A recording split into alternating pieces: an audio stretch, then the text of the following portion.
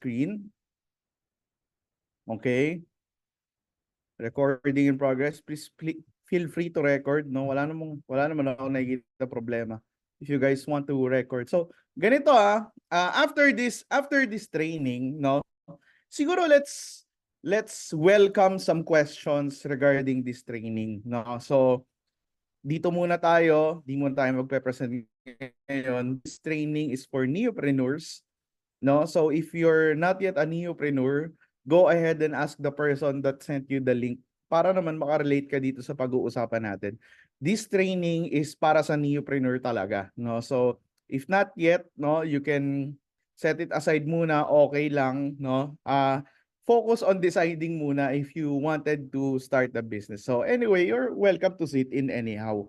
No? So, but I do not encourage it. So, anyway, guys, I'm really excited kasi it's been so long since I gave this training. This training is actually very close to my heart, no? Etong training na to kasi ito yung kumbaga parang for me if I'm gonna be very active doing the neopreneurship, no? Ito yung i-apply ko, no? And this is a proven formula already, no? Na ginamit ko, tinuro ko rin sa mga tinuturuan ko na hinahandle ko na neopreneurs, and then they became successful, no? So, but then again tonight, I won't be here as your COO, no? Set aside muna natin yung mga management things na yan, mga admin things na yan. I'm here as your co-neopreneur, no? May-mentoran ko muna kayo, tuturuan ko po muna kayo kung paano ginagawa at ini-execute yung neopreneurship business. No? Are you guys ready? No, please chat down below if everyone is ready. No? So, ayan. I-ano lang natin yung sa gilid, yung chat box para nakikita ko naman yung mga chat nyo kahit hindi ko pa kayo pwedeng pansinin. Mamaya na tayo magkwentuhan, no? Okay, so you guys are ready and so am I. So, let's start, no? Two things, yun. Sabi ko nga kanina, we're gonna focus on these two things but then hihimay natin siya para maging mas malalim yung pagkakaintindi ninyo sa ating business, no? So, fundamental understanding, no? Ito yung paniniwala mo, ito yung belief system mo. These are your core foundational mindset when it comes to doing the neopreneur business. And second, of course, technical skills. Yung technical skills is yung mga know-how. Paano ba, sir, kakausapin yung ganyan? Paano ba, sir, gagawin para makita ng maliit hanggang sa palaki ng palaki? Or paano ba, sir, mag-start ng kumita? Yan. Kadalasan ng mga tanong, yung mga tanong ng bago talaga, no? So, kaka-start mo lang gawin yung neopreneur business mo and you're looking for answers. Ito, these two will answer the questions, no? So, ayan, bear with me. Let's start. So, in order for me to para maikwento natin siya, para mas maintindihan po ninyo, yung Appier Serbisyo, tanungin muna natin yung sarili natin, no? So, Appier Serbisyo, is it good or the best business? No? Alam nyo guys, it's really easy to say and it's really easy to be biased na sabihin, yung Appier Serbisyo, best business yan. Madaling sabihin yan kasi we're part of Appier Serbisyo, di ba? It's andaling maging bias, andaling sabihin, no? Pero, of course, here in a tech company na nandito tayo, we're not just driven by sabi-sabi. 'Di ba? Dapat driven tayo by facts and studies and research. Dapat backup tayo ng mga katibayan, no? Hindi lang dahil sa, of course, kasama 'yon yung willpower natin to promote the business. Of course, our heart for the business kasama 'yon. But then here we're trying to embrace, of course, the part of it is the having the facts and the study behind why do we say what we say, no? So, all right. Let's start. Is it good or the best? Ask yourself. So, siguro nandun ka sa part na it's good. Pwede ring nandun ka sa part na it's the best. Pero eto, pag-usapan natin. I made a little PowerPoint presentation for you, no? Sabi nila dapat daw ang business mo para maging the best. Yan, dapat daw meron yung tatlong attributes na to, no? So actually, let's talk about these three. Ano ba tong tatlong to? Ito yung right timing, USP, and disruptive. Actually, the better word for disruption is actually, we're not necessarily disrupting para tayo nag-enable, more on innovating the industry. Pero bear with me na lang kasi yan ay yung nalagay ko 'di ba? So, right timing, USP, and enabling, no? So, all right, let's start with right timing. Is up your serbisyo on the right timing. Okay. Guys, let's start talking about Facebook. Yan, familiar naman siguro kayo sa Facebook. Lahat naman siguro kayo gumagamit ng Facebook, no? Sabi nila, Facebook is one of the best business out there because it executed on the right timing. It was executed properly on the best and proper timing and the right timing, no? Bakit nga ba? No? Bakit ba right timing si Facebook? Okay. Guys, please chat down below. Naaalala niyo po ba si Friendster? Ayan. Sino dito na kaabot sa Friendster? Please chat down below. Yan. Tignan natin. O yan. Ma'am Gina Elecho. O sino pa? Si Ma'am Gina lang ba? Si Noljan Camacho. Noel. Sir Noel, walo, hindi ko inabot yan, Char. Sir Noel, nako, nakakaramdam ako ng ano dyan, ng charing dyan. So, ayan, yung iba kasi ayaw nilang aminin kasi malalaman yung edad nila eh. Si Sir Noel, very safe, no? Hindi niya daw inabot. Oh. Ayan, so, if you guys can remember Friendster, di ba? Friendster is the social media way back then. Tama ba? Ayan. You see, hindi naman Facebook ang social media sa Friendster. Di ba? And in Friendster, naalala niyo yun? Dati kasi, kadalasan ng Friendster, ginagamit yan sa computer shops. Di ba? Magko-computer ka, 2 hours, 3 hours just to stalk your friends, stalk people, receive message, nakaka-message dati. Nag-send ka ng yun sa Friendster page, hindi nila, less likely yun na mababasa nila ngayon, di ba? Ang most likely yan, mabasa nila yan kapag nag-online na sila, pag pumunta na sa computer shop.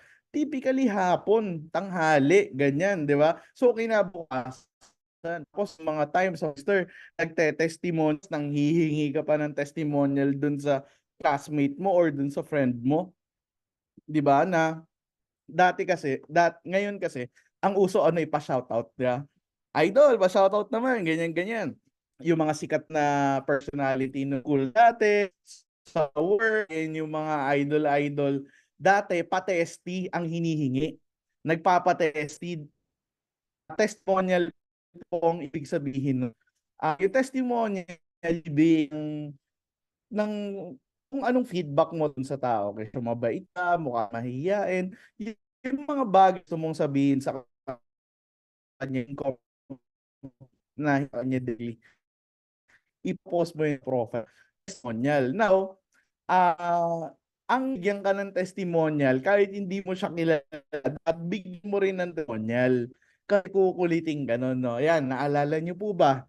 Yan, yung mga panahon yan. Those are the times of Friendster. Diba? Kung mapapansin niyo sa panahon ngayon, nasaan si Friendster? 'Di ba? Wala na siya. At hindi siya nag-succeed. Ang nag-succeed is Facebook. Okay. Let me tell you something, little story about Friendster and Facebook in the business world. Si Friendster, nung panahon po yan na inadapt po yan sa Pilipinas, yan po yung panahon na walang masyadong sa bahay ng Pilipino. Kadalasan sa mga Pilipino na computer shop pa. And si Sir, hindi rin po kumikita during that time. Wala siyang business model, wala siyang napagkakitaan. Free to use yan for everyone, di ba? Fini-figure out niya lang kung paano siya kikita. Now, eto nangyari. Unti-unti as years goes by, unti-unti nang nagkakaroon ng internet penetration sa bahay ng Pilipino. Okay. And then sooner ang nagkakaroon na rin ng penetration is yung internet na pupunta na rin sa cellphone. Yun yung panahon na pumasok si Facebook. So si Facebook, nandun siya sa timing kung saan nagsisimula ng magkaroon ng internet, may it be handheld or sa bahay. Dumadami na ang subscriber ng PLDT at Sky Cable dati, no? So, ngayon, since hindi kumikita si Friendster, nauubos yung pera niya. Tapos Facebook came out, a competitor. Si Facebook kakasimula lang. Syempre, hindi pa yan nakakasunog ng pera on operational expense. No, matibay pa siya. Kumbaga, may tatakbuhin pa. Yun nangyari. Unlike Friendster, sunog na, hindi pa rin kumikita. So what happened? Friendster top out, no? Nag-top out si Friendster. And then, actually, Ma'am Joy, Friendster and MySpace, yes. Friendster is more on a general mass na halos lahat. Meanwhile, MySpace is more on professionals and yung mga tao na may connect sa abroad, no? So, yan, kasi ginagamit ng tita ko yan, kaya I'm also familiar. So, anong nangyari? Si Friendster nalulugi na nga, wala pang kinikita, kakapasok lang ni Facebook. So, si Facebook, nung na-realize ni Friendster na, ay, hindi na natin to kaya. Sila kakasimula lang, ang laki pa ng pondo. 'Di ba? Tapos si Friendster, kailangan na kumita. Pag nag-interact sa customer, kapag naningil na si Friendster, mauubos na ang user niya. Lahat malilipat kay Facebook. So, ano nangyari? Checkmate na siya. Mate na siya. Ang ginawa niya, nag-pivot siya into games. So, si Friendster, naging more on games na lang until such time, hindi na rin kinaya. No? So, that is what happened. Now, yung story na yun yung perfect story ni Facebook kung bakit siya right timing. If Facebook came first before Friendster, baka si Friendster ang successful, baka hindi si Facebook. It just so happened na ang timing ni Facebook is sobrang ganda, no? Tamang-tama for the market. Nagkakaroon na ng internet, no? So, yan. Kung ulitin ko, kung babalik na rin sila, baka Friendster ang ginagamit natin ngayon. But then again, Facebook is the one who executed on the right timing. So, right timing ba? Guys, i-comment down below if tingin nyo right timing si Facebook, no? So, very beautiful timing. Ang galing niya nga eh. Actually, nagkaroon siya ng business model for business owners na pwede kang mag-advertise ng business mo nung mga after 10 years na ganyan-ganyan. So, anyway, okay. Uh, it's a very beautiful timing, no? So, next is Airbnb. Are you guys familiar with Airbnb? Yan. Para sa mga hindi familiar, Airbnb is booking ng ng room, ng transient rooms. Ang tinatalo nga nila dati, sabi nila, ang is hotels. Kasi in Airbnb, mas culturized yung pakiramdam kasi pag pumunta ka ng Vietnam, bahay sa Vietnam talaga ang may Airbnb mo. Hindi yung hotel na medyo high class na at iba-iba na yung motif, no? Airbnb is on a very beautiful timing. Nag-start po yan sa US. Nung time na yon, ayaw din ng mga tao sa Airbnb. Okay? Hindi nila type yan. Bakit? Kasi sino ba naman bang tao ang magpapatuloy o magpapatulog ng stranger sa bakante niyang kwarto? 'Di ba? During that time, alam niyo naman mga bahay sa US, 'di ba? Maraming kwarto 'yan. Kung may isang sobrang kwarto diyan na pwede may Airbnb, nagdududa sila, ayaw nila kasi bakit ako magpapatuloy ng stranger sa bahay ko? And then, you know what happened? Nagkaroon ng crisis sa US. It's what they call the housing crisis.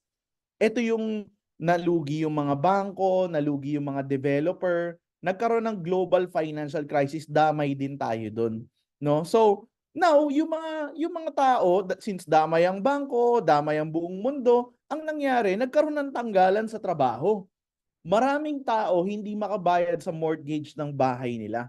So what happened? Yung idea na bakit ako magpapatuloy ng stranger sa bahay ko, na set aside yon dahil kailangan nilang kumita ng pera dahil krisis nga.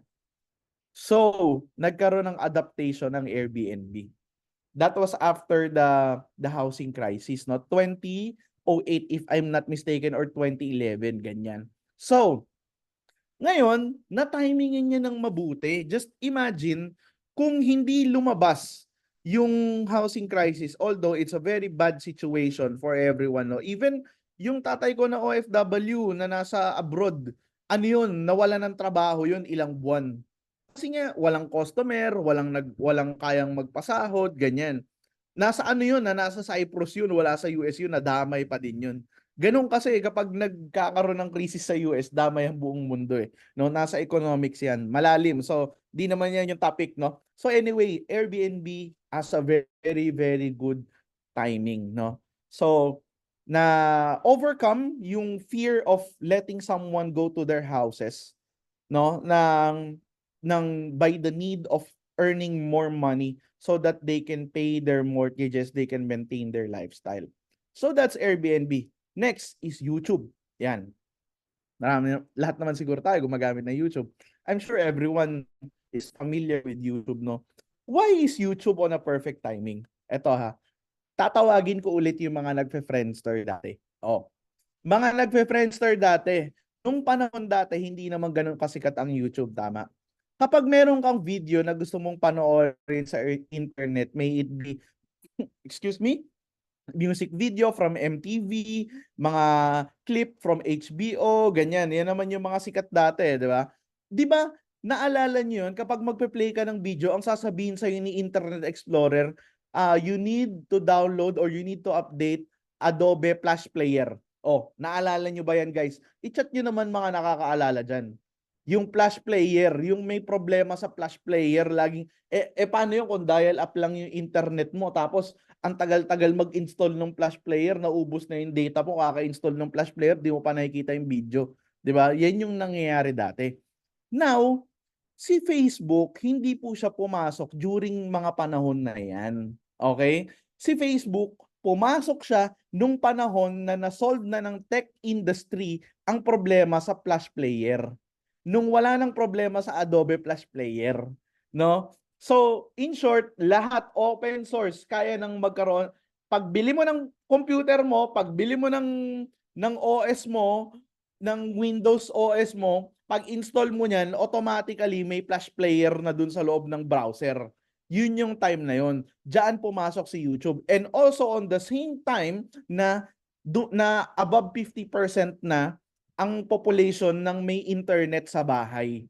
Diyan din pumasok si YouTube, no? So si YouTube, wala namang business model 'yan ng simula kung naabutan nyo, 'di ba? Yung panahon na 'yan, play ka lang ng play ng video kay YouTube kung sinong content creator. Naalala ko nga dati sila kung ano pa, payatot pa, tas nakasombrero pa, 'di ba? So, yun yung mga time na wala pang ads talaga. Tapos yung time na yun, nood ka lang ng nood. Ngayon, sobrang dami ng ads kung hindi ka naka-YouTube Premium, no? So, yung time na yon, yung panahon ng walang ads, hindi pa kumikita si YouTube doon. Ngayon, nagsi-start na kumita si YouTube, and one of the highest valued company out there, no? So, kung mapapansin nyo, YouTube also came on the beautiful timing of marami ng tao na may internet, wala na ring problema sa Flash Player. No, that is YouTube. So, tingin nyo, good timing po ba? Right timing po ba? Comment down below, no? So, okay, let's talk about Grab. Ayan, pinag-uusapan natin yan on our presentation. Naalala nyo po ba? Oh, yung iba kasi sa presentation ang naalala lang, oo, maganda. Oo, yung puhunan 14888 ganyan. Kitaan lang yung naalala, no? So, si Grab pumasok siya here in the Philippines nung panahon na sobrang toxic ng taxi culture dito. Naghahari ang mga taxi sa daanan. Tama po ba? Naalala niyo yun, yung mga panahon na ang taxi driver, sila ang malakas kumita. Sila ang high earning. Naalala ko yung ninong ko. Ayun, kilala nila Pres yun. Kasi pag birthday ko, yung ninong ko, ginagawan ako ng papaitan nun. Masarap magluto ng papaitan yun. Taxi driver yun, yung ninong ko. dati, ang lakas niya kumita. Malakas kumita talaga yung taxi. Kasi imagine mo ba naman ba, kung, kung sobrang traffic at nakikita ng taxi driver na hirap kang maghanap ng masasakyan, eh kukontratahin ka. Yung 200 gagawing 350, gagawing 500. Di ba? Naalala niyo yun? Yung panahon na yun, ng pangongontrata ng mga taxi. O, di ba? Yan. Yung ninong ko, pagka birthday ko, ginagawan ako ng papaitan nun, madami, isang kaldero. Kasi marami siyang pera eh. Di ba? Yan yung mga time na grabe pala ang kalakaran ng taxi sa Pilipinas. Until Grab came. Grab came, dinisrupt niya yung mga pangongontrata. Wala nang pangongontrata kasi alam mo na magkano babayaran mo doon pa lang eh. Di ba? Pagbaba mo ng airport, mag-grab ka, alam mo magkano babayaran papunta dun sa pupuntahan mo. Walang kontratahan na mangyari. Walang special fare. Di ba? So, yun si Grab. Ngayon, pag birthday ko, yung ninong ko, siya na yung nanghihingi ng pang birthday sa akin. Di ba? Pero okay lang naman. Of course, ano yun eh, love na love ko yung ninong ko kasi bata pa lang ako, siya sumasagot lagi ng ano eh, ng papaitan namin eh, no? So, anyway, and of course, on our presentation, there is Food Panda that disrupted the delivery services in the Philippines. Yun yung tatawag ka sa landline, no? Tapos minsan di kayo magkaintindihan ng teller, minsan puyat, minsan ngongo yung teller, ganyan. So di kayo magkaintindihan, mag-aabang ka sa labas ng matagal kasi baka lumampas yung motor ng rider, no? Lala Move, yan, it disrupted LBC JRS dati. Yung mga business owners, alam niyo yan, lagi kayong tambay ng LBC JRS kung business owner ka. Kasi lagi ka nagpapadala, but ngayon, Lala Move already did its better job na ipapadala niya na ngayon, no? So, ang CAS, of course, dati walang opportunity pagdating sa motor, no? So, sinabayan ni Angkas yung pag-boom ni Grab. Actually, ano yan eh, nagmula kay Grab, tapos si Grab sumunod si Food Panda, 'di ba? Sumakay siya sa timing. Si Lalamove sumakay naman sa timing netong dalawa, and Angkas sumakay naman sa timing nilang tatlo. No? So, anong nangyari? Yung market na-mold yung market, nagkaroon ng demand, nagkaroon na ng consumerism when it comes to e-commerce, when it comes to online booking, no? So, on the right timing side naman, diyan naman tayo papasok, si Up Your Servicio. Di ba? So, naisip natin kung nabubuk ang taxi, pagkain, parcel, at sa angkas, nabubuk ang motor, bakit hindi ang trabaho? No? So, ngayon, tatanungin ko kayo guys, tingin nyo po ba si Up Your Servicio is on the right timing? Tingin nyo po ba? Yan, please comment or chat down below, no? Kung sa tingin nyo, siya ay nasa right timing. Ayan. So, of course, yan. Nakita natin yan, guys, even starting and formulating pa lang the application, no? So, we started with the end in mind, no? Alam na natin kung ano yung gagawin natin sa industriya na to because the market has already opened, the opportunity is already there. No, so that's Up Your Servicio. Oops, wait lang ha, nasa timing pa lang tayo. Nasa timing pa lang tayo. Second is USP. Ano nga ba yung USP, Sir Lian? Ano ba ibig sabihin ng USP na yan? Ang USP is Unique Selling Proposition. Okay. So sabi nila, dapat daw meron kang unique selling proposition na binibigay na unique experience doon sa customer para daw maging best ang business mo. So, para maging unique, of course, unique, kakaiba. Kayo lang yung gumagawa or else kayo yung nauna. Modern, ibig sabihin makabago. Ibig sabihin nasasabay siya sa panahon, no? Hindi outdated yung practice. Innovative, ibig sabihin paganda siya ng paganda at binabago mo yung nagbanda yung sistema ng industriya. That's being innovative. Now, sa inyo po, si Up Your Servicio, meron tinatawag na USP. Tingin nyo po ba? Please chat down below. Kape tayo. Yan, maulan na gabi. Maulan po ba dyan sa inyo? Dito sa Quezon City, di na masyado maulan. Yan. Yes, yes. Ayun. So, all right. So, next is being disruptive. or nagiging enabler, no? So in another word or better word, being enabler, no? So pag sinabing disruptive, dapat daw pinapatay mo yung unfair pricing, no? Nire-regulate mo yung presyo, pinapaganda mo yung presyo, yung deal o yung offer sa customer. Second, it offers a better version. Kumbaga, yung nakaugalian na pangit, pinapaganda mo siya. Pag sinabing aggregating, ibig sabihin pinagsasama-sama mo sila into one platform para makagawa ng marketplace, para masunod yung will ng tao. Will ng tao sa customer, will ng tao sa service provider, no? So, it kills unfair pricing. Up your Servicio kills unfair pricing. Bakit? Kasi ganito po siya. Unang formula natin, nilagay natin sa kamay ng service provider ang kakayahan na magpresyo ng serbisyo nila. Hindi po tayo, hindi talaga tayo nagre-regulate, no? Nag-educate lang tayo. Ang mismong nagre-regulate na ng price is ang market na mismo. Yung daloy na ng merkato. Yun na yung nagre-regulate ng pricing. Kasi, of course, pag service provider ka, masyadong mataas yung singil mo, eh di malamang konti lang ang magbubook sa'yo. Kung naman masyadong mababa ang presyo mo, baka ang konti ng kita mo, sobrang dami naman nagbubook sa'yo, pagod ka. So there is a certain sweet spot lamang, no, kung ano yung tamang presyo para dun sa serbisyo, no? So second, anyway, yun kung paano natin pinapatay unfair pricing, no? Second, offers a better version. Paano ba tayo nakaka-offer ng better version? Of course, no? Paano ba nagbo-book tayo? Ang booking natin is nasa application. Ang application, yan ang kayang magbigay ng notifications sa cellphone. Compared sa Facebook na nasa marketplace, hindi mo kakilala yung tao, hindi mo sure kung sino siya, di ba? Walang background check na nangyari. At sa application, of course, dito nare-regulate yung presyo. So, we basically offer a better version and it keeps getting better over time, no? So, yung kung ano yung nasa app natin, guys, hindi pa yan po yun, no? Pinapaganda po natin ang pinapaganda yan. As time goes by, it's because we listen to our neopreneurs, we listen to our partners, we take the feedback and then we process the feedback kung ano ba yung okay, ano ba yung maganda, ano ba yung reasonable.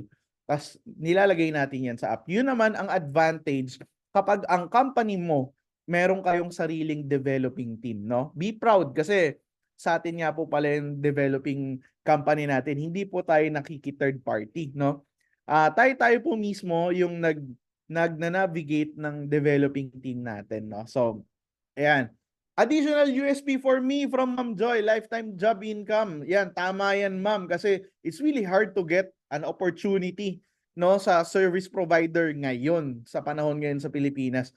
Considering that Filipinos are punong-puno ng abilidad, no? Yan ang number one asset ng Pilipino and yet hindi sila na-enable digitally. No, add value to revolutionary platform. Yes. Tamang-tama, no? So, thank you for your dagdag, Ma'am Joy. No? So guys, ito na po yung tatlo na pinag-uusapan natin. Right timing, USP, and disruptive. Now, let me ask you again. Is Up Your Servicio, is it good or is it the best business right now? So far, tingin nyo po ba? Walang bias-bias, no? Alam nyo lang yung mga factor na to, alam nyo lang yung pag-aaral na to, sa tingin nyo po ba is it a good business or is it the best business? Yan. So, if you think that this is the best business, 'di ba? Etong Up Your Servicio, ibig sabihin gagawin mo siya dire-diretso no matter how hard, no matter what are the challenges, aaralin mo siya. You will try to be expert on this business, on being neopreneur kasi ito yung business na meron ka, 'di ba? Ito yung negosyo na future proof, disruptive, USP, may right timing. Ang ganda na. Kung ano yung vision na nakita natin at nakikita rin ng ninyo, hindi ka bibitiw dito. 'Di ba? Ito yung gagawin mo pagkagising, kung may work ka, whenever you have the extra time, this will be your side business. And guess what? In our proof of concept, hindi pa naman tayo masyadong malaki, pero there are people na kumikita na ng malaki. Kilala nyo yan yung mga mentors nyo, no? So, simula pa lang yan, guys. We are just scratching the surface, no? Kung naihahalin tulad natin ang kumpanya natin sa mga kumpanya na nasa kaliwa, mga billion-dollar company, hindi malayo na kayanin din natin makaabot sa level nila. Right? So, ayun, that's the vision. Now, yun. This is Up Your Servicio and it's the best business so far. No? Okay. Pag-usapan naman natin ang efficient way how to maximize the neopreneur business, no? Nasa fundamental knowledge pa rin tayo, guys, ha? Nasa fundamental understanding pa rin tayo. Wala pa tayo sa technical skills, guys. Okay? Nakakasunod po ba? Please chat down below if nakakasunod kayo. Alright. So, Sir Lian, ang ganda nga ng business ng Up Your Servicio. Sobrang ganda, right timing, unique selling proposition, disrupting, enabling, future-proof, so on and so forth. The question, Sir Lian, paano ko siya gagawin? Ano yung, kasi ang dami nating ways to earn. Ano yung pagfofokusan ko? Okay, madali lang nasagot yan. Pag-usapan natin yan, pag sinimplify natin, isi-simplify muna natin. Una, selling products, no? Ito yung pwede kang magbenta ng produkto, pwede kang magbenta ng e-load, yung mga products na dadating, pwede mo ibenta, yung t-shirt, pwede kang magbenta, yung service provider mo, pwede mo ipabook, ganyan. Selling products. Second, sign up service provider or neopreneur. Ito na yung referral na affiliate system natin, no? So, ito yung kumukuha ka ng neopreneur or nagpapasign up ka ng service provider na a-attend ng booking ng mga customer, no? Third is the sales match bonus and the rebate system, no? Ito naman yung kapag merong isa sa A, merong isa sa B, meron kang 1.5. Kapag yung napasali mo, yung ni-refer mo, merong booking yung service provider niya, may 1% ka doon, 'di ba? Or yung neopreneur mo, may nagbenta ng load sa under niya, meron kang certain percentage din na override, yan yung rebate system, no? So, okay. Pag-usapan natin yan, na sinimplify lang natin yan in three categories, no? So, sa selling of products, tingin mo ba yayaman ka dyan? Yes or no? Come on, answer. Walang tama o maling sagot, guys, ha? Training naman to, no?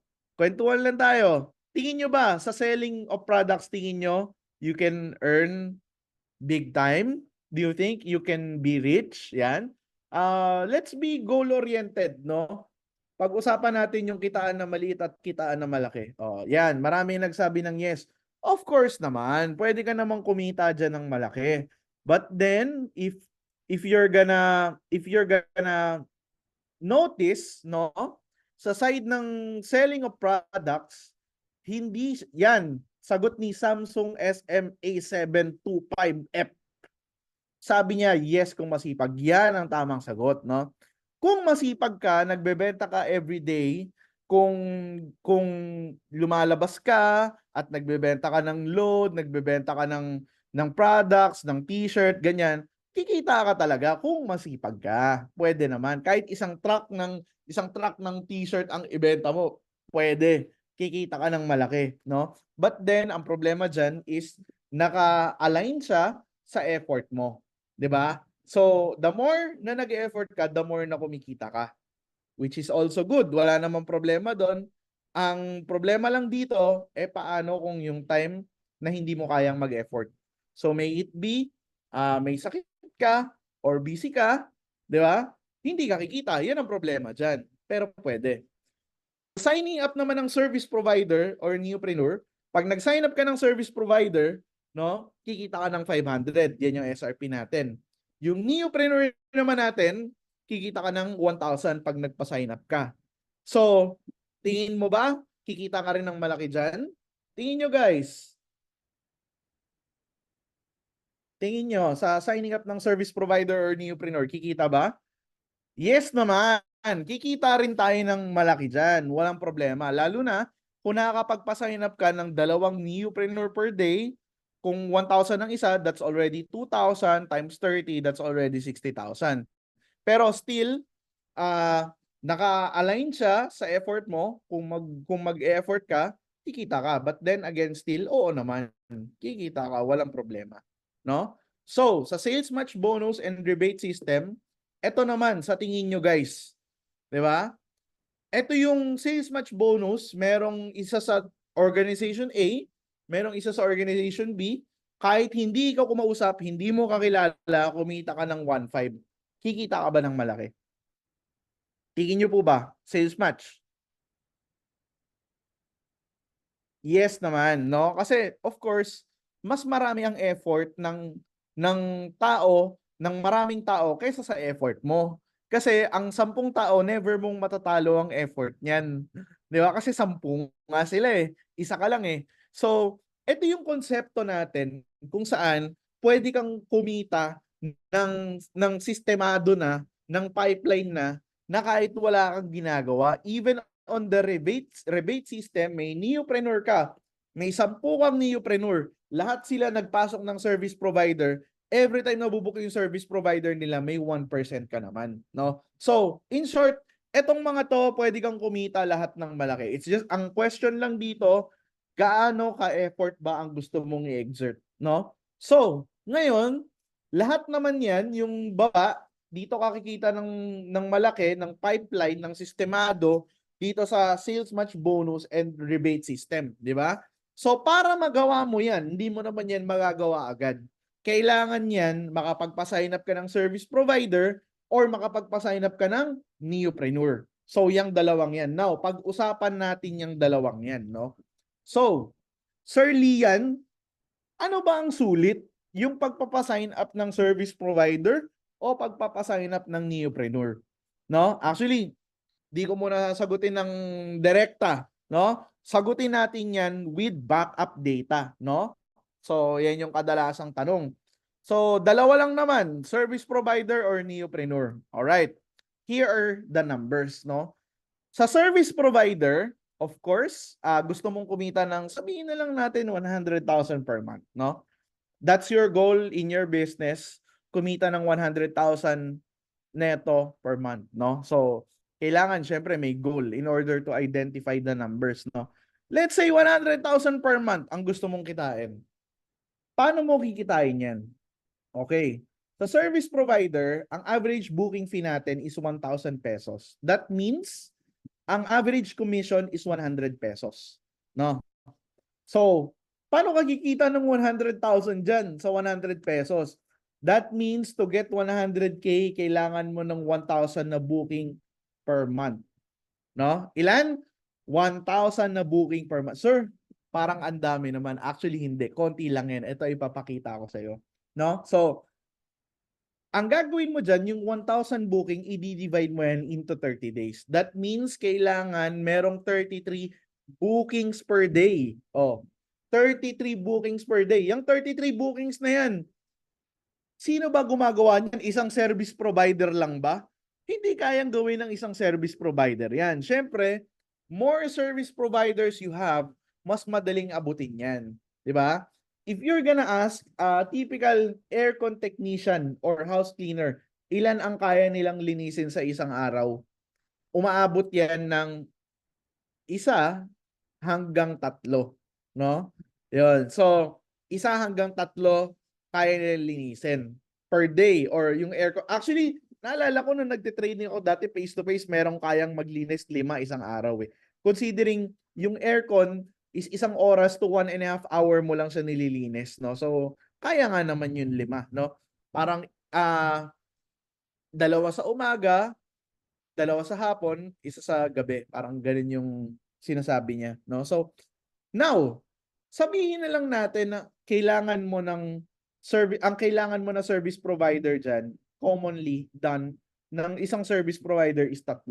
So, ang kailangan mo 11 service providers, di ba? So, the question is, gaano katagal mo gagawin yung 11 service providers, no? Typically naman yan, ano eh, ang service provider, typically, ang onboarding time yan in our current average is 1 week. No, bakit 1 week? Kasi yung iba, merong schedule sa trabaho, yung iba kulang sa requirements, ganyan. So, kadalasan, pinaka-safe na yan, matagal na yan, 1 week, no? So, para hindi masyadong kumbaga sa conservative lang tayo, no. Sabihin nating 1 linggo, isang service provider. That means you need 11 weeks na meron kang isa per week na service provider. Yun yung 11 weeks na yun, almost 3 months yan para makuha mo yung 11 service providers. That will be the key for you to earn 100,000 per month. Ayan. So, maganda po ba? Maganda po ba? Matagal po ba? Please comment down below. Wala namang problema, no? Ano naman tayo? Training naman tayo, no? Kung for you guys, matagal po ba siya or mabilis lang naman yung 3 months, no? Matagal or mabilis? Tingin nyo guys. Para kay Samsung A725F, matagal daw. Medyo matagal daw. Yeah. So, para kay Ma'am Carolina Sumaway, matagal din. 3 months. Ayan, no? Grabe. Alam nyo, guys, nakakatuwa din kayong kausap. Kasi, imagine nyo, yung 100,000 per month, gaano katagal kitain yan sa normal na pinag-uusapan, hindi AYS ang pinag-uusapan natin. No? Kung nagne-negosyo ka, no? Yung 100,000 per month, para ma-build mo yan, gaano katagal mo i-build yan? But then kayo, natatagalan kayo sa 3 months, which is a good mindset, no? Magandang mindset yan, guys, no? Actually, in employment, in order for you to earn 100,000 per month, it takes a certain skill and certain expertise sa tagal mo na nandun sa industriya na yun para mabigyan ka ng sahod na 100K, di ba? Mas matagal yun. Di ba? Pero anyway, guys, we're talking about AYS here, no? So, nagjo-joke lang naman ako, pinapaano ko lang ang mga ano ninyo. Baka kasi inaantok na kayo. Baka kasi inaantok na kayo no? So, anyway, yan. Ito po yung numbers, no? Kung paano kikita ng 100,000 per month sa service provider, no? Sa Neopreneur sign up naman. Okay. Paano ba kumita sa Neopreneur sign up? Simple. Pag nagpa-join ka ng isang Neopreneur affiliate, may 1,000 ka. Pag naman may rebates, qualified for rebates, merong isa sa kaliwa, isa sa kanan, that's 1,500. No? So gumawa ako ng konting table dito to project, no? Let's say nag-start ka ng January, no?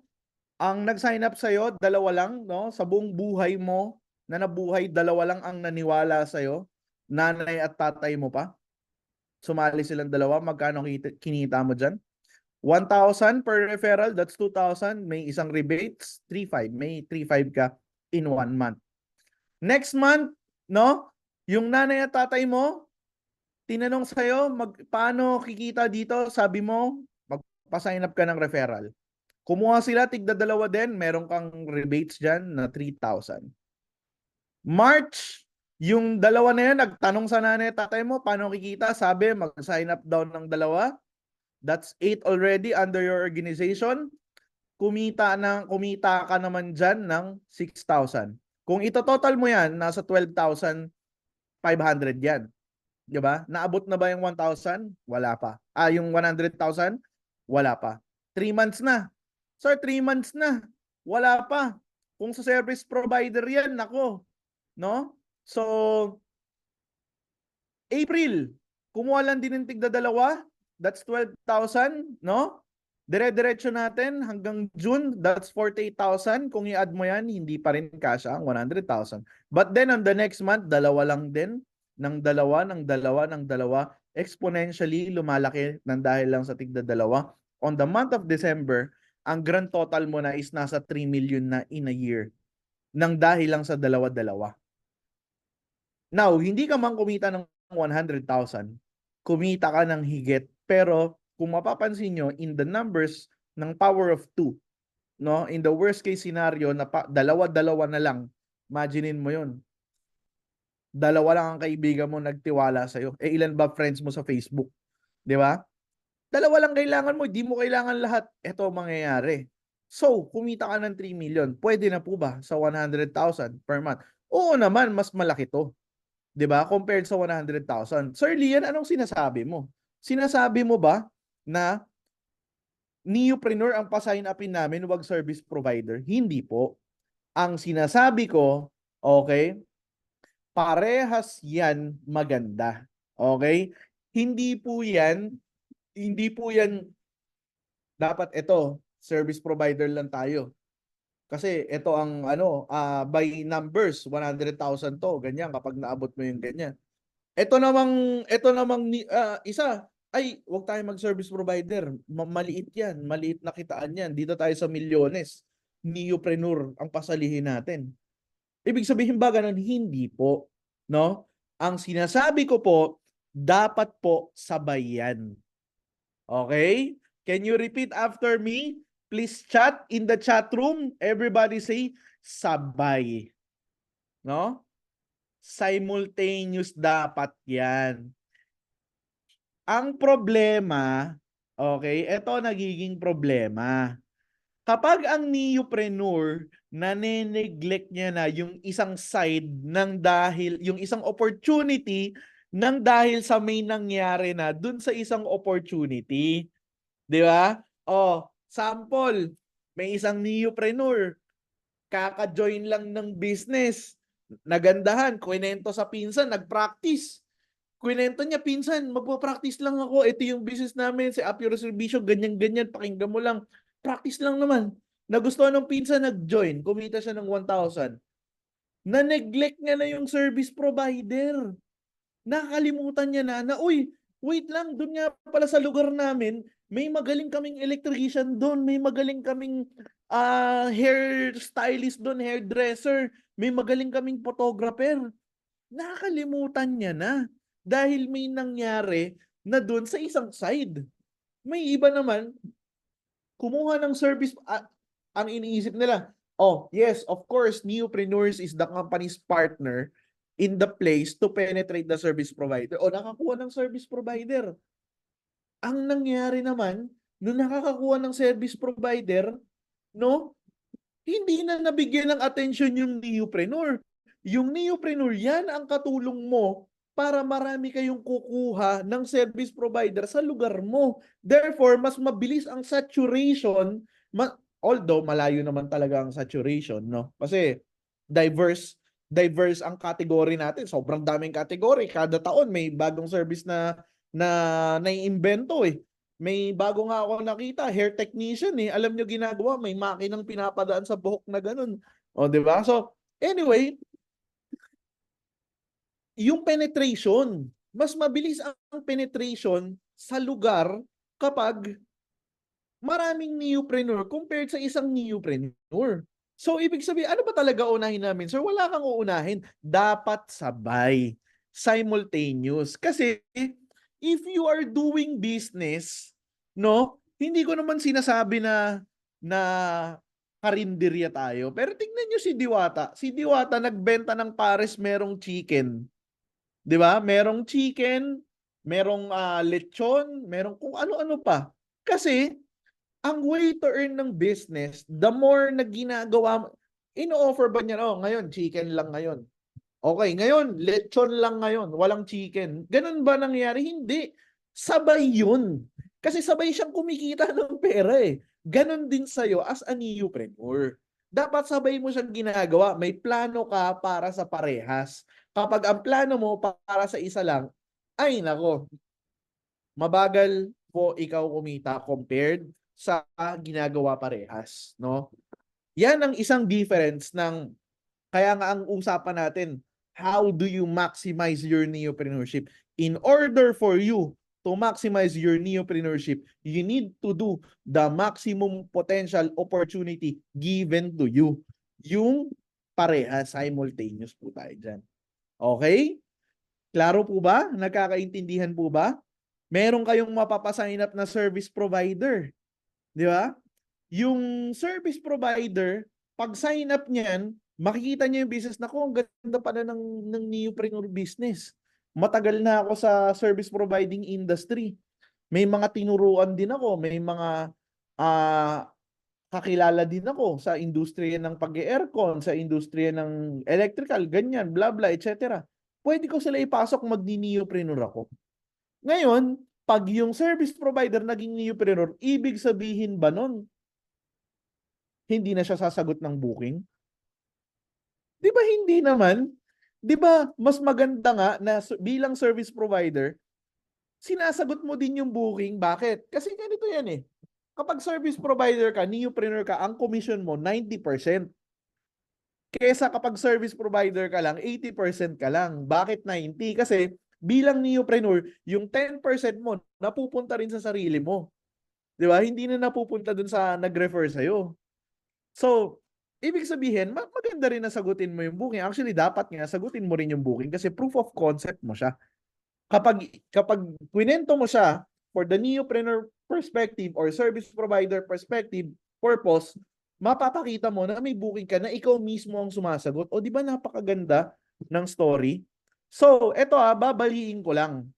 No, I'm not sure kung sino ang nagtuturo, no? Pero eto po ang turo ko. Dapat 'yan parehas sabay. Hindi mo kailangan mamili diyan sa dalawang 'yan. Okay? Kumbaga sa ulam, isda at gulay yan. Pagsasabayin mo, hindi mo naman kailangan mamili na isda lang o gulay lang. Pwede namang sabay. Tama? So, tama po ba? Chat down below if you agree. No? If nag-agree po kayo, please chat down below. Ayan. Klaro? Let's move on. Okay. Okay. Nag-enjoy po ba kayo, guys? Yan. Kahit ako yung kadadaldal dito, actually, nag-enjoy ako eh. No? So, alright. Strategic belief system, no? So, let's start. Alam ko ito na yung last slide for the fundamental understanding, no? So, right prospecting, no? Okay, tanungin ko lang, meron ba dito sa inyo nakatry ng makaprospect? Nakatry ng like i-alok yung business or ipakilala yung business sa pinsan nyo, sa friend nyo, ganyan. And sino dito, please chat down below if nakatry na kayo, no? Ayan. Ano ba ang tamang prospecting, Sir Lian? Ano ba yung tamang prospecting? Okay. Ganito guys. May una akong i-disclaim sa inyo. Ang prospecting, hindi po yan merong magic word, no? Magic sentence na kapag natutunan mo yung sentence, automatically magugustuhan na ng kausap mo yung app your serbisyo. Wala pong ganon. Okay? Klaruhin ko walang magic word o magic sentence na kapag sinabi mo sa prospect mo, magugustuhan niya automatic. Wala pong ganon. Okay? It's a matter of chances pa din yan. Okay? Nagigets po ba? Yan. So, ano yung right prospecting? No? Sa right prospecting, meron tayong tinatawag na rejection. No? Yan. Ibig sabihin, kapag nagpo-prospect ka ng tama, nag-i-invite ka ng tama, ibig sabihin, nare-reject ka pala. Ano, sir?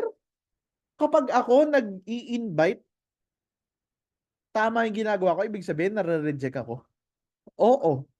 Kasi po, lahat ng tao, lahat ng top earner, lahat ng kumita na dumaan sa proseso ng right prospecting, lahat yan na-reject. Ibig sabihin, if naranasan mo yung rejection, naranasan mo yung pag-say ng no ng kausap mo, ibig sabihin, nandun ka sa tamang proseso.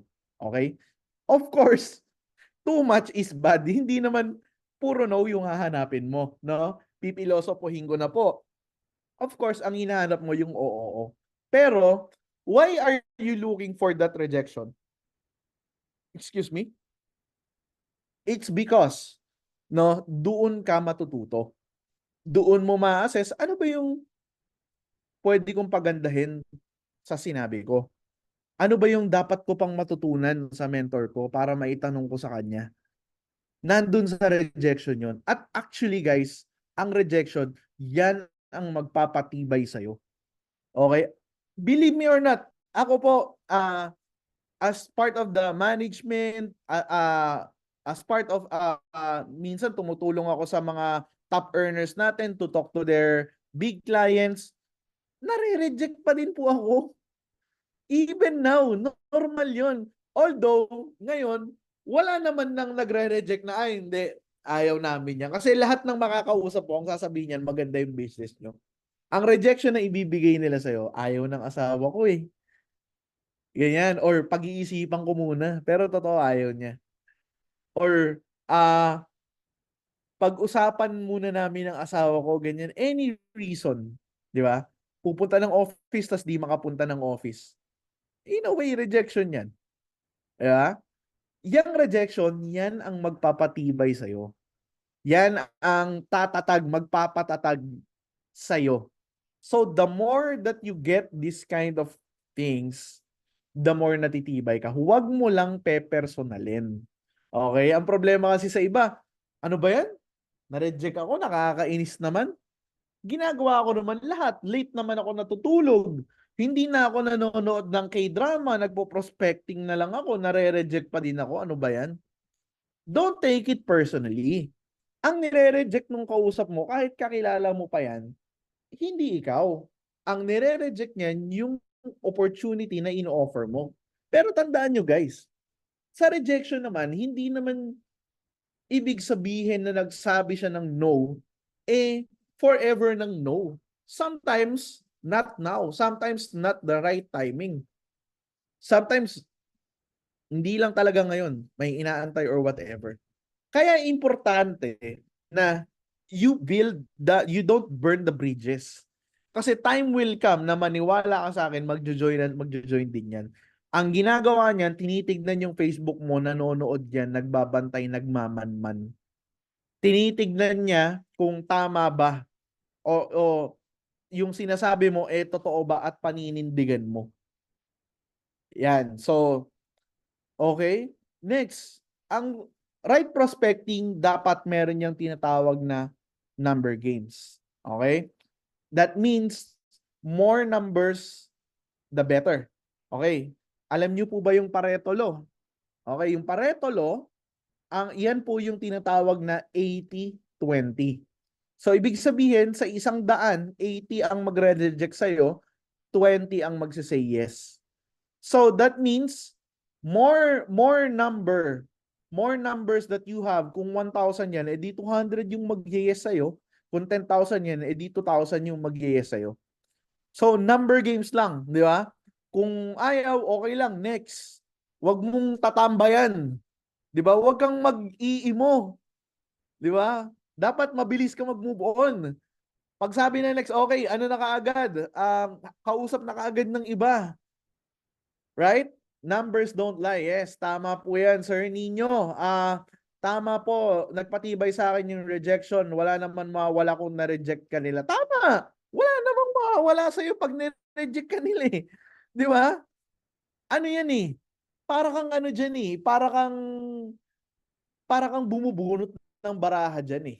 Okay? Pag namoprospect ka eh. Paano kung alas yung nabunot mo? Di ba? Paano kung kasing galing pala ni Sir Seller? Paano kung kasing motivated pala ni Sir Aris? 'Di ba? Paano kung kasing sipag ni Ma'am Mara?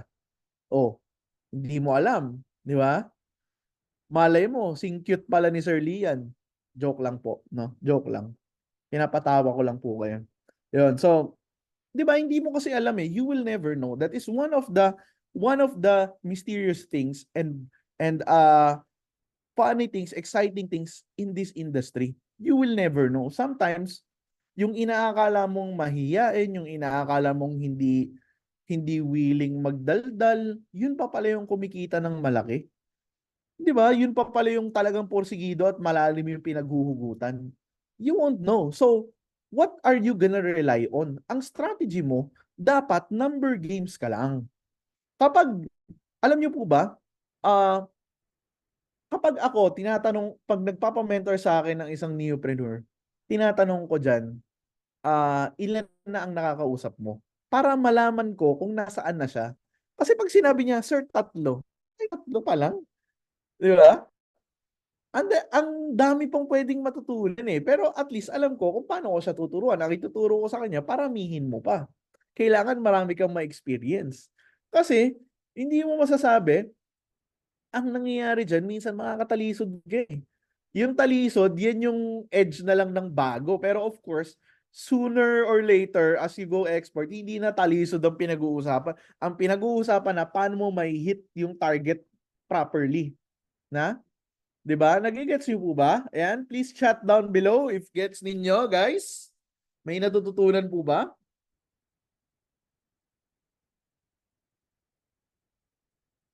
Ayan. Pasensya na daw kung napabayaan niya si AYS.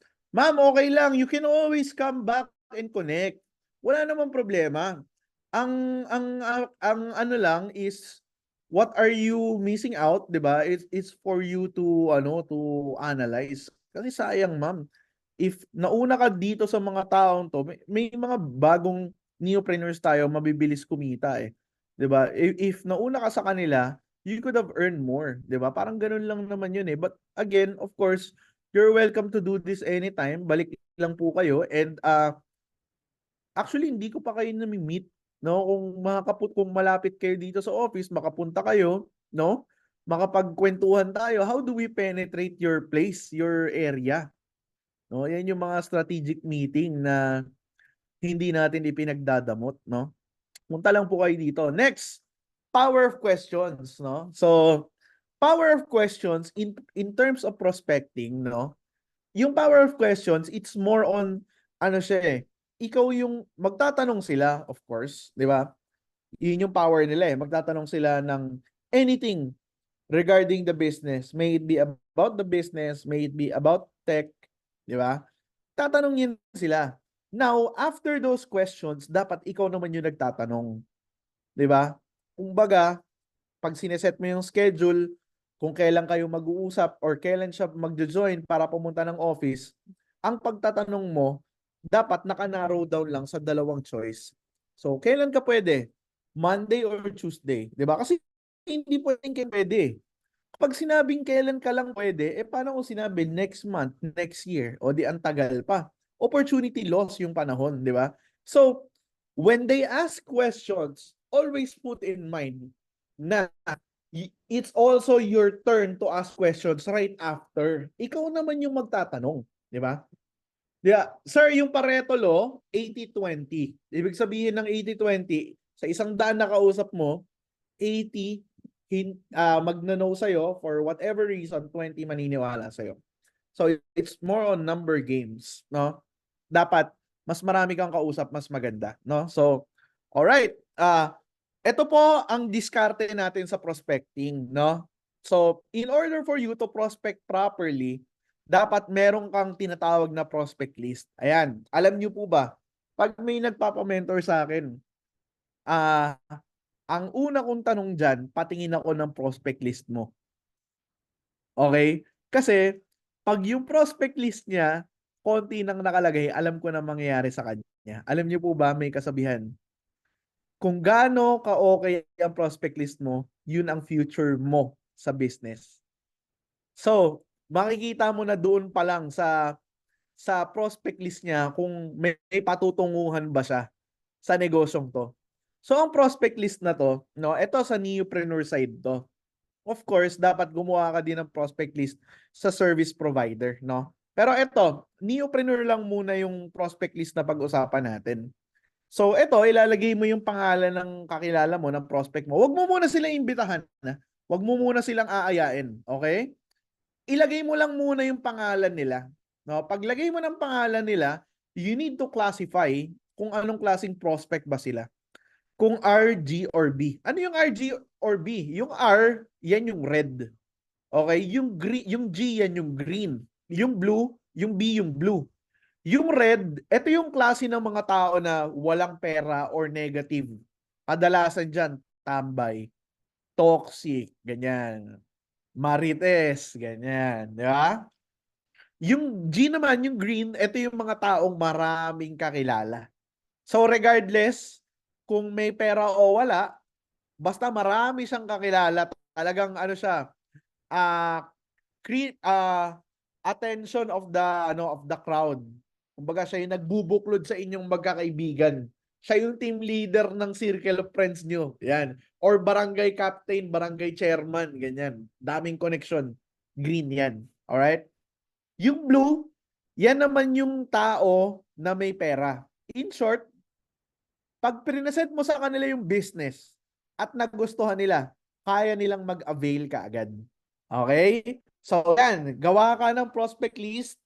Ang minimum dyan, ang una is hanggang 100. Alright? Hanggang 100 Kung hindi po 7 Yan. Kapag konti ang nalagay mo dyan, wala. Mabagal ang future ng business natin. No? So, dapat yan 100.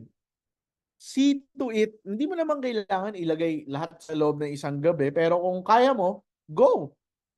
Magaling, very good. Pero kung hindi, pwede yan unti-unti. Di ba? So, ngayon, anong gagawin natin dito sa prospect list na to? Ang ginagawa dito, ginagamit siya pang goal setting, no? Hindi mo muna kakausapin yung prospect mo, ilalagay mo muna. Sa goal setting, dyan pag-uusapan ni mentor at saka ni mentee kung anong gagawin. Ang gagawin dyan, ang kadalasang strategy dyan, inuunang kausapin yung mga blue.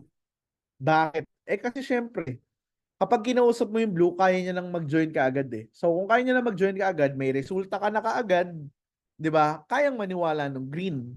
Yung green ko may resulta ka, kakausapin mo yung blue ni green, 'di ba? Magkakaresulta si green, maniniwala si red. So magsisimula yung typical na strategy diyan, no? It all boils down sa mentoring. Pero yan, kailangan nyo tong prospect list na to para makapag-mentoring kayo with your mentors, no? Kapag walang ganito, mahina yung mentoring na mangyayari sa inyo. So, kailangan nyo to. Prospect list. This will be your best friend hanggang sa kumita po kayo dito ng okay, no? So, kapag walang ganito, no, don't expect na magiging smooth yung business, no? So, this is a systematized way para ma-execute yung business ng maayos. Alright? Alright, let's move on. Okay. Ready na po ba kayong mag-aral ng technical skills, guys? Tapos na po tayo sa fundamental understanding. No? Ready na ba tayo mag-aral ng technical skills? Ayan. Ganito guys. Bago tayo mag-move into technical skills, please comment down below kung ano yung pinaka-gusto nyong natutunan in the fundamental understanding. No? Patingin po, basahin natin. Ano yung pinaka-nagusto, ano yung mga tumatak sa inyo sa fundamental understanding na topic, no? Kahit word lang or kahit keywords lang, ganyan. Kung sentence, pwede rin, di ba? Yan. Ano yung pinaka nagustuhan nyo? Prospect list, last lesson, number games. Marami nagkagusto ng number games. Okay. Alright. So, let's move on, no? You need to balance both looking for SP and neopreneur. Tama, Sir Noel, no? So, all right. So, let's move on. Technical skills. Are you guys ready? Actually, first time kong iti-training to ng online. Kasi, alam nyo guys, madalas talaga tinitraining ko to face-to-face. No? Pero, sige, gawin natin. Kasi, maulan ngayon eh. Di ba? Alright. Number 1 na kailangan mong matutunan is form method. Okay? Sabihin mo ngayon dyan, kahit marinig pa ng katabi mo, sabihin mo form method. Yan, para tumatak. Now, ano yung form method? Form method stands for family, occupation, recreation, and message. Okay? Tatype ko dito sa chat natin, nakalimutan ko kasing ilagay sa family, occupation, recreation, and message. Alright. Yan. Chinat ko po. Yan, basahin nyo. So, yung form method, ito yung way ng paano ka mangangamusta. Okay? Napaka-basic, no? Kasi, there are people na doesn't have any idea paano ba sila mangangamusta or paano nila i-approach yung prospect nila. Okay? This is one of the basic ways. So, family, yan yung mga pinag-uusapan, yung words na yan yung keywords mo. No, so family, uy bro, kamusta yung kuya mo? Ganyan, kamusta family nyo? Mama mo, kamusta? And then yung kaibigan mo will say, okay naman, yung kuya ko may sakit, ganyan ganyan. So if merong ganong klasing sign na kailangan niya ng mapagkakakitaan, may it be, no?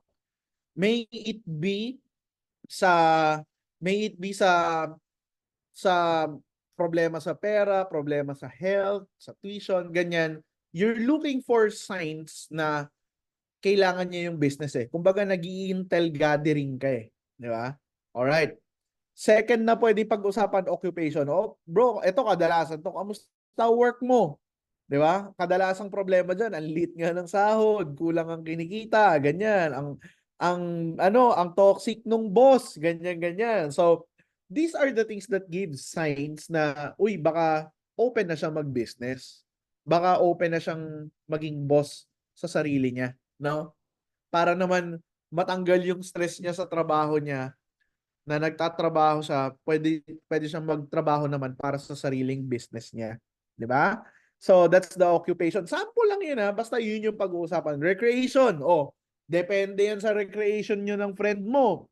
May it be basketball, pagkain. Kami mga gamers, Dota. O ano pang recreation, K-drama. 'Di ba? Depende kung anong kung anong mapag-uusapan nyo na parehas nyong ginagawa na recreation activity nyo. Pwede nyong pag-usapan yun and then deliver the message. Ginagamit mo tong family occupation recreation so that you can look for signs, you can do intel gathering kung kailangan niya ba ng mapagkakakitaan or magugustuhan niya ba si Apyor Serbisyo. Kung fit ba sa kanya magkaroon ng income, magkaroon ng business. And then it's really easy to deliver the message once nakuha mo yung signs dyan sa tatlong yan, di ba? Ay, pare, kulang sahod. Gusto mo tingnan mo tong ginagawa ko ngayon, yung business ko. May tech business ako, parang Grab. Actually, ito siya, labas mo yung cellphone mo, pakita mo yung app. Parang Grab, pero ang binubook dito, services. Ito, business ko.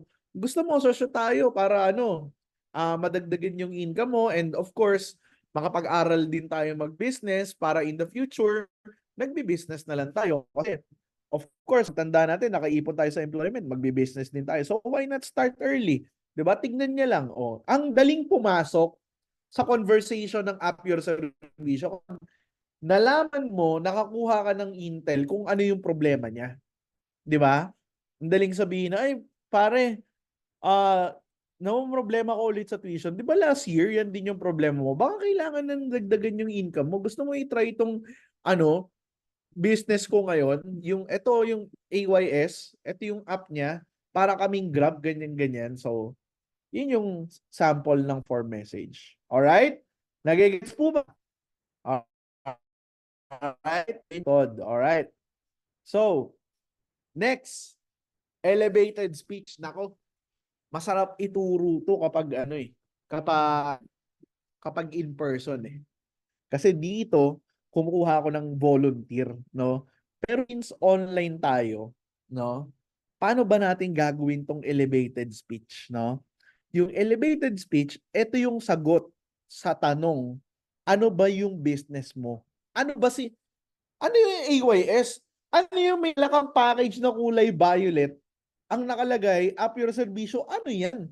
Ano yung suot ng t-shirt na may tatak na AYS, tatak na Up Your Servicio? Ano yung AYS? Ito yung sagot dyan. Yung elevated speech, no? Paano siya ginagawa? Okay? Sa elevated speech, no? For example, tanongin nyo ako, ano ba yung business nyo? Ano ba yung AYS? Bibigyan ko kayo ng sample. Okay, chat down below kung paano kayo magtatanong. Casual na usapan, magpinsan tayo, magkaibigan tayo, high school friend, i-chat ninyo kung paano nyo ako tatanungin kung ano si AYS. Come on, come on, come on, guys. Let's try. Chat down below.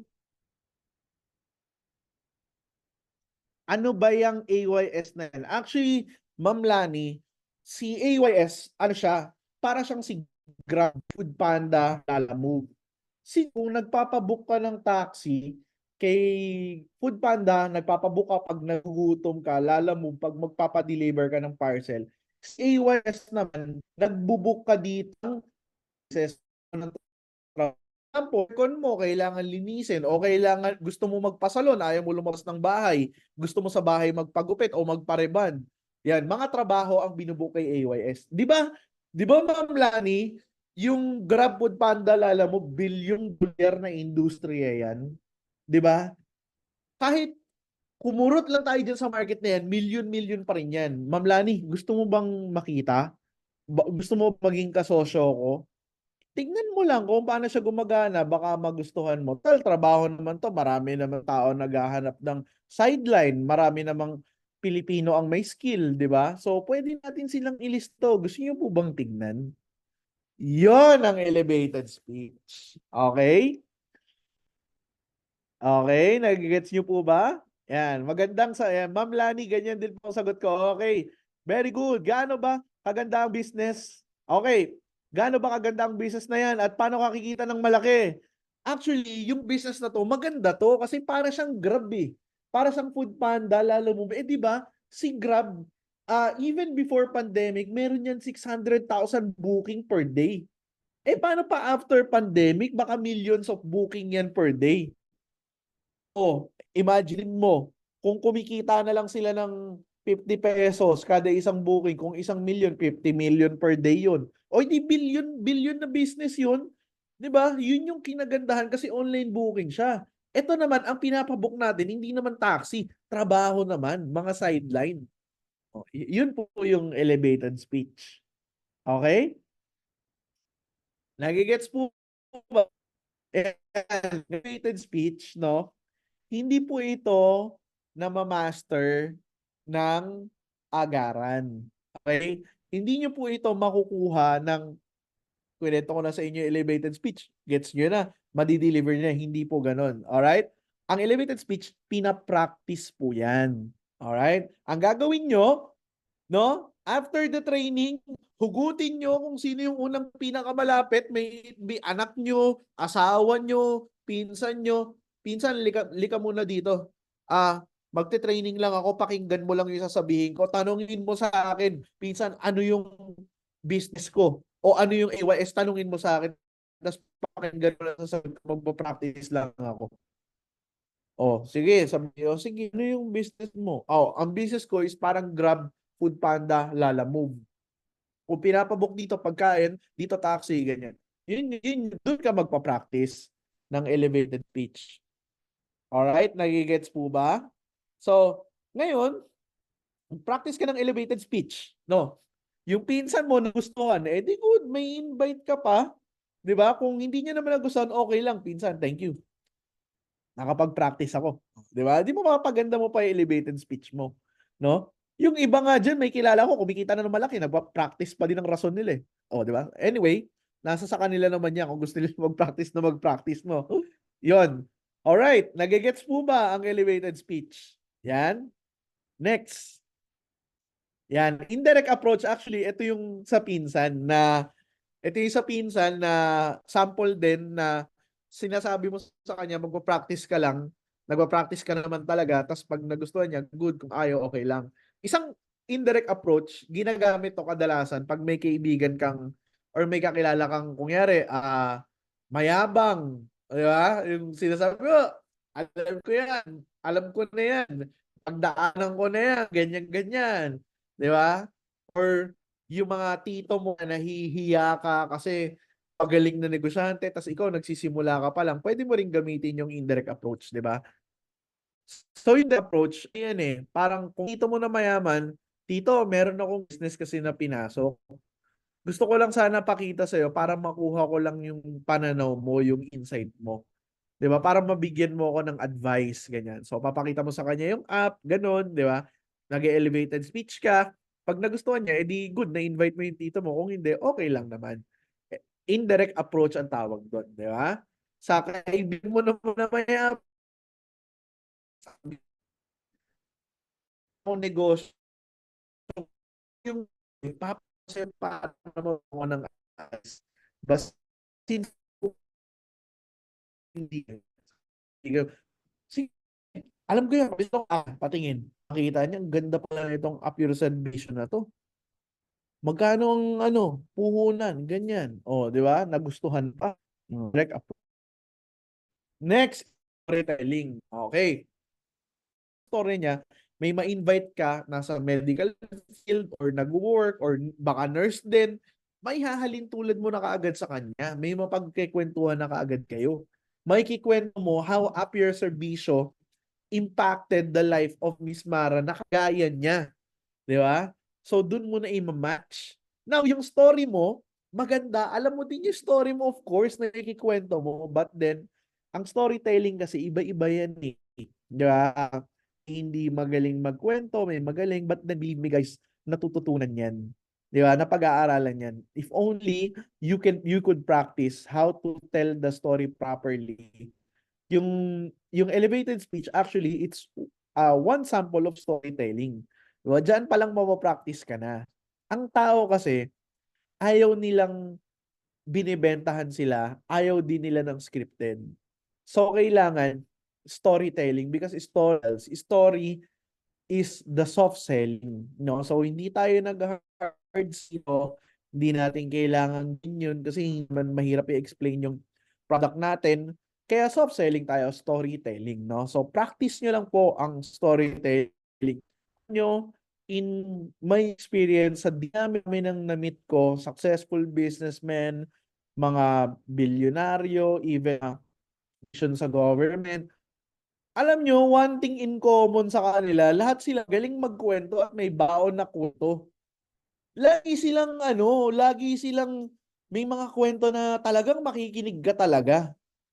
'Di ba? So, story is one way to connect your two.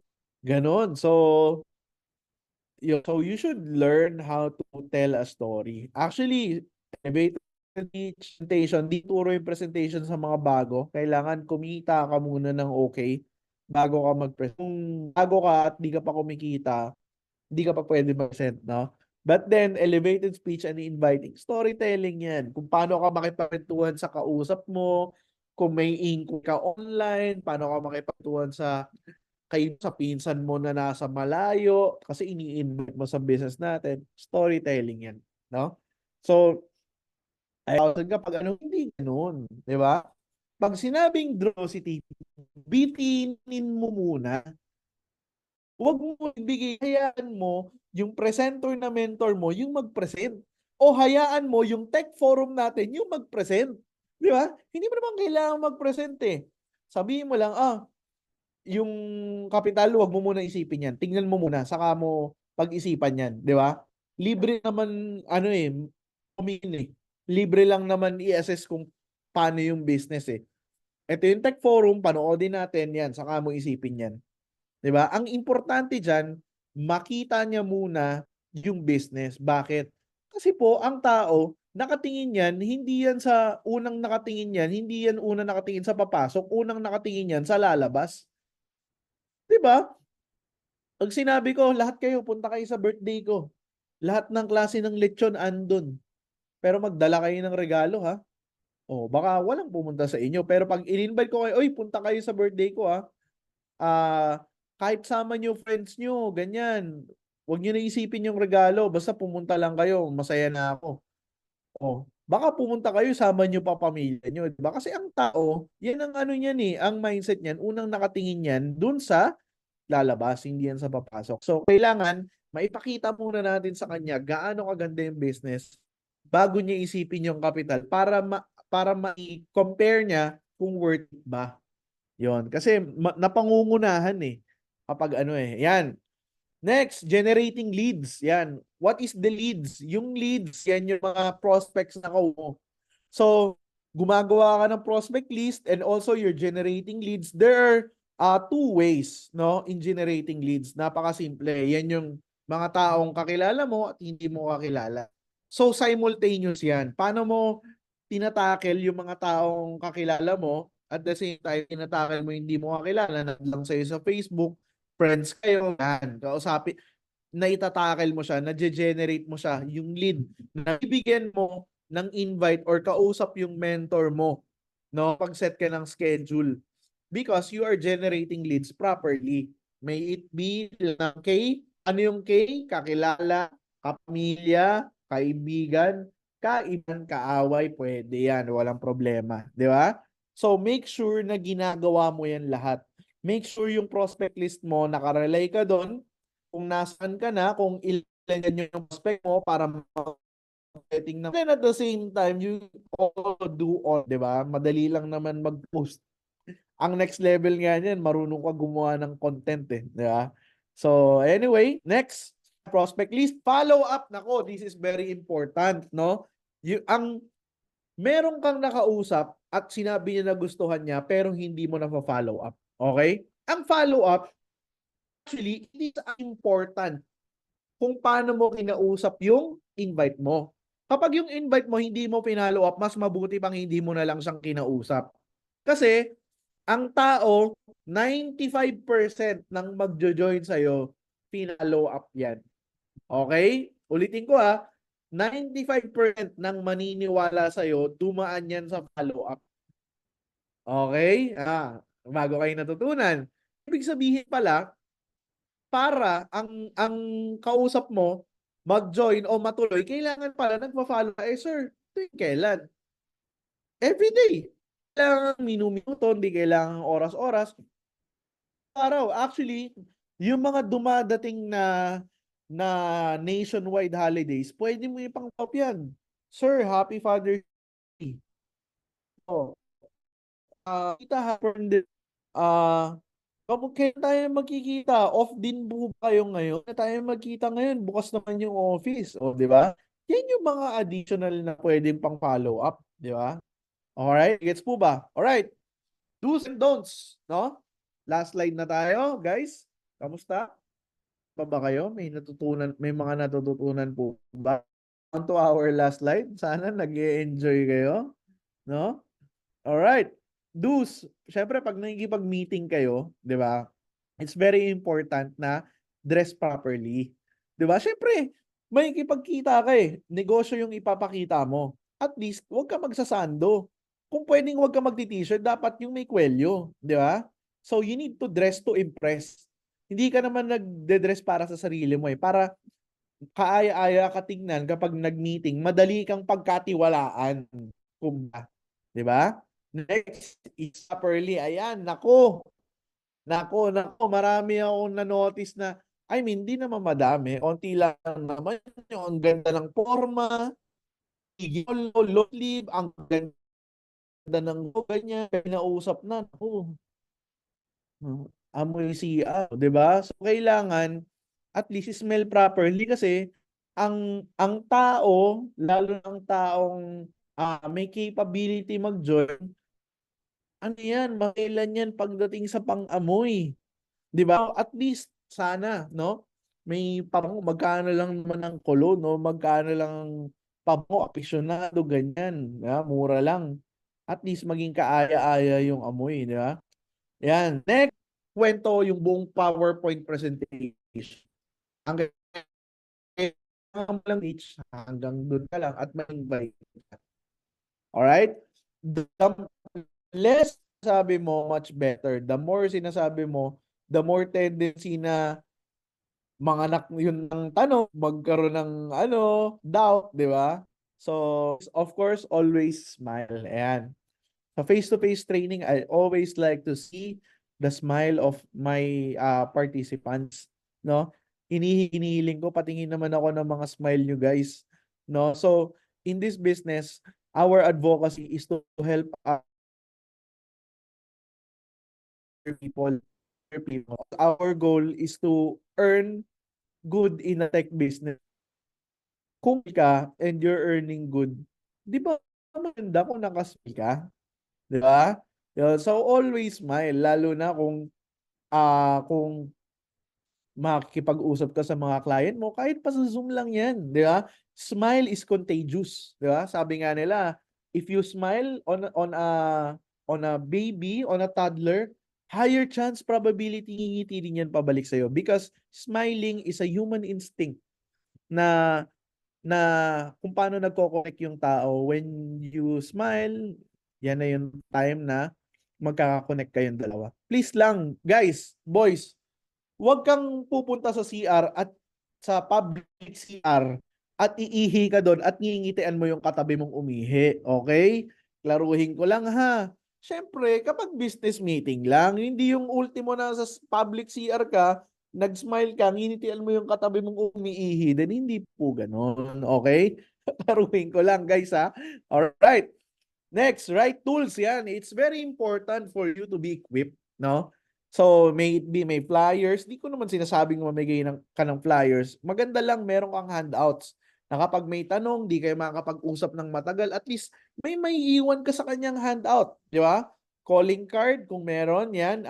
Right now, in NFT, we're developing a digital calling card. Yung card na tinatap na sa cellphone, then ang mangyayari, pop up na yung yung profile mo dun sa cellphone ng kausap mo. So, yan. Yan, malapit na. Power pen, of course, kung mahilig ka mag-drawing, no? Or pag nagpapapirma ka ng registration form, isa sa biggest impression ang maganda yung ballpen mo. Di ba? Presentation material yan. Hindi nyo alam nyo, marami kasi nagsasabi na, sir, hindi ako makapag-ano ng presentation material kasi mahal lang laptop eh. Wala akong pambiling laptop. Actually, hindi na lang laptop ang presentation material. Everybody has to start somewhere. Pwede kang mag-start sa Clearbook. Yan. Tanongin niyo yung mga neopreneurs kung paano nakakakuha niyan. Yan. Sa sa per team merong mga production yan, no? Flipchart, 'yon.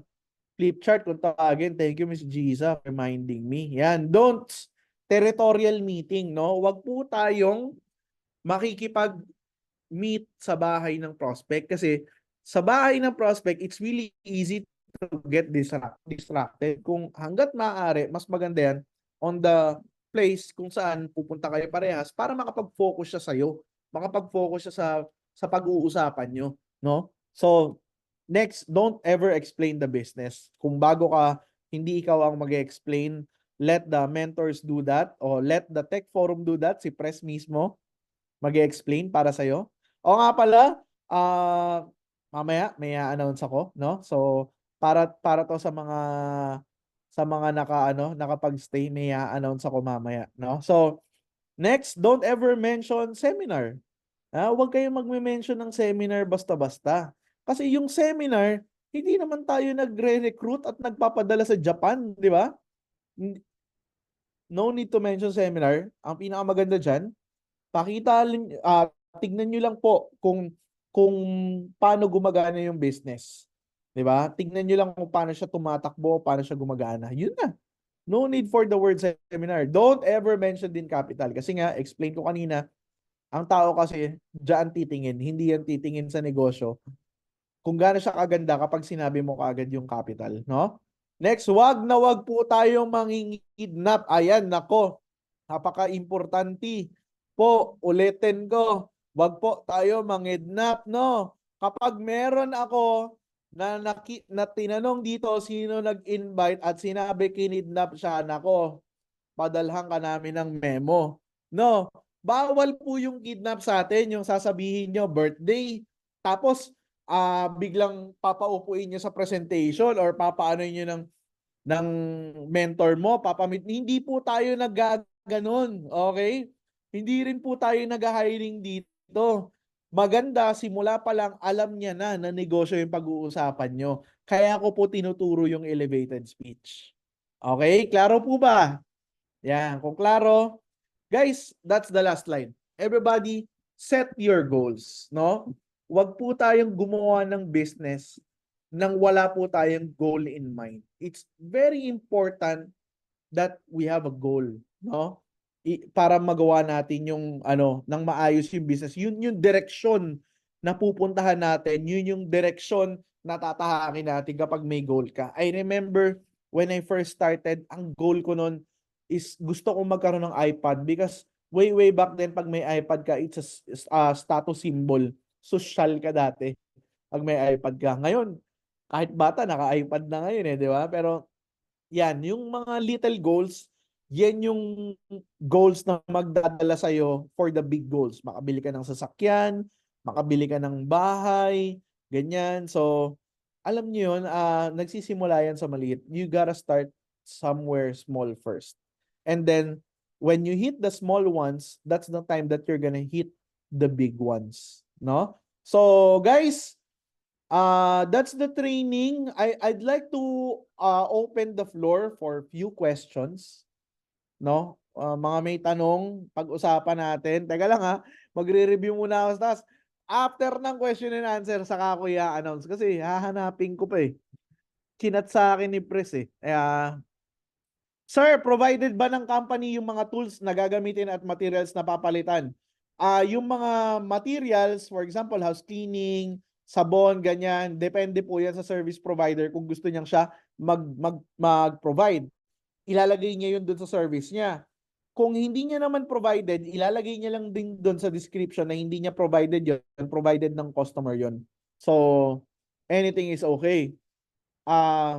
Next, pwede po ba i-transfer yung account to Emily family member ng isang operator or newpreneur or pwedeng ibenta na lang if ever? Ang pwede lang pong transfer, ang alam ko first degree relative, tapos may babayaran po siya na processing fee, no?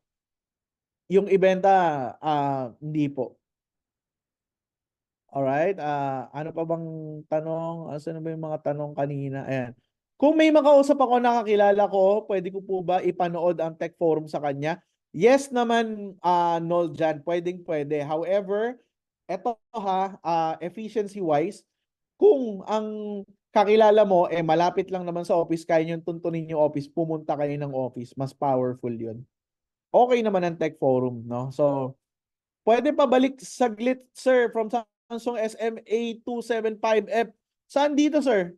Eto ba? Do's and don'ts? Eto, may mahaba dito. Ano to? Ganito po reply ko sa mga message sa akin. What is a mobile booking app designed to connect clients with skilled workers? Pwede. Think of it like Grab with Panda. Instead of booking riders or food, you're booking services. Yan, very beautiful. Kanina to? Justine Monique, Ma'am Justine, maganda. Beautiful. Why AYS? Convenience, services from your phone, access of wide range of professional services, trustworthy, verified skill. Very beautiful, ma'am. Actually, formal siya kung babasahin, pero ang suggestion ko kasi dyan, kapag kinikwento mo yan sa kaibigan mo, may it be as casual as possible. Hindi mo kailangan, lalo na kung kaibigan mo, hindi mo kailangan magtunog professional. 'Di ba? So, the more na parang nagkikwentuhan lang kayo, the better. Para may familiarity. Dito sa amin sa Davao, paano mag-start ng AOS? Di pa kilala dito. Paano mag-invite para magdami kami. Sir Cesar, yun po yung training natin, no? So, attend na lang po ulit kayo ng isa pang training na ganito kung gusto nyo i-refresh. Actually, ito, maganda rin yung tanong natin ni Sir Cesar, okay? Ang tanong ni Sir, paano mag-invite? Okay, yun yung training natin, di ba? Paano mag-invite. Pero, alam nyo guys, kung bibigyan ko kayo ng pinaka-shortest formula kung paano mag-invite, dalawa lang yan. Number one, mag-invite ka. Pag nag-invite ka, dun ka matututo mag-invite. Kapag marami kang natutunan at hindi ka nag-invite, hindi ka rin matututo mag-invite. So therefore, mag-invite ka para unti-unti natututo ka. Execution pa rin. Pangalawa, be prepared. Umattend ka ng mga ganito, training, tech forum, mga advanced training, attendan mo dyan kasi gagaling ka. At kapag gumaling ka, lahat ng sagot, di ba? Lahat ng tanong kaya mong sagutin. Lahat ng objections at rejections, may sagot ka. Magiging expert ka. And guys, everybody loves expert. Kapag expert ka, madaling magtiwala sa'yo. Kapag expert ka. So, it's about you mastering ano ba yung business natin. Ano ba yung, paano ba siya in-explain sa mga ganitong tanong. So, nasaan yan? Nandyan yan sa presentation, sa tech forum, nandyan yan sa mga training na ganito, ganyan. And I want to teach you guys maraming topic, kaya lang hindi kakayanin ng oras natin. So, kaya dapat pumunta kayo sa maraming training na ginagawa natin. Kasi Iba-iba po ng topic yan. No? Sir Lian, can I ask po if nahihingi yung slide na ginamit nyo? Wala naman pong problema. Catherine Macalanda, sir, anong schedule ng invite ng Neopreneur Service Provider? Okay, ang Neopreneur Tech Forum Tuesday, Thursday, and Saturday. However, on everyday basis, face-to-face, pwede mag-present ng Neopreneur sa office. Ang service provider naman, round the clock din yan. No? So, ang pinaka may schedule lang yung Tech Forum tsaka training. Ang training, MWF, ganyan, online. So, sir, ganito po. Yung Saturday pala naiiba. Minsan Tech Forum, minsan training, minsan centering. Depende. No? So, pinaka Tech Forum talaga, Tuesday, Thursday. From Nojan Camacho. So, hello, sir, ma'am. Need ko ng skilled or service provider and professional. Pwede kita ma-help. Mas mapalawak pa yung market na meron ka. Through my app, inoperate namin. Same with Grab. Tapos may link pa. Ang ganda naman yan, Nojan. Beautiful. May link pa, may Facebook link, may download link. Very beautiful. Maganda. No? So, ang tanong ko lang, maidi-deliver mo ba yan face to face? Di ba? Kasi yun yung nagka-count para sa akin eh. Kasi yung chat, madaling gumawa ng chat, mag-construct ng sentence eh. Di ba? Pero, kung paano mo i-deliver face to face, yun yung skill talaga. So, I challenge you, no, na ma-deliver mo yan face to face. No, dapat magawa mo siya and then after that masarap sa feeling. Doon mo malalaman na tama yung ginawa mo. So, next sir, paano mag-start ng mag-invite ang mga student? Tip ko naman kasi yung mga na-invite ng student is taga lang, natatakpan ng icon. Naghihintay ng result. Pero bago pa lang, so wala pa result na may pakita. Alam nyo, sa ating company, meron ng mga may result. No? So, kadalasan yan, yung mga mentor nyo, kung result at result lang hinahanap nila, marami nang may result. No? Tanongin nyo yung mentors nyo kung sino kaninong kwento ang pwede niyo ikwento, no? However, students, no? Yan, I remember si Seller kasi student din yan when I first met him. Kung paano ko siya tinuruan, actually, ang challenging turuan si Seller eh. Kasi tahimik na tao siya eh. Kapag tinuturuan mo siya, sasabihin niya sa'yo, okay bro. Ganun, hindi mo alam kung ano ba, nakuha niya ba o parang pinagtitripan niya lang o ganun. Pero with that, I just had faith na I'll do my best and gagawin niya yung part niya. So, natutunan naman ni Sir Seller. Ano yan eh, tiyaga, may tiyaga, may proseso talaga kung paano sila matuturuan, no? Kung sa invite naman, it's about hitting, of course, the right buttons. Sa estudyante, ayaw niyan makarinig ng savings, ng retirement. Ang gusto niyan, yung gusto ng estudyante, gusto niya makabili ng kotse, gusto niyang may panggastos, ganyan. So, when you present, yun yung pinaka-focus niyan. And inviting students is actually madali lang kasi you'd get to invite them to have a business experience even before magtatrabaho, 'di ba? Ito, hindi ang hirap magtrabaho kaya nang habang nag-aaral, mas madali pa magnegosyo kasi negosyo hawak mo oras mo eh. Right? So, okay, nasagot ko na yung mga tanong, announcement na tayo. No? Teka lang, asan na ba yung announcement natin? Asan na yung chat ni Press?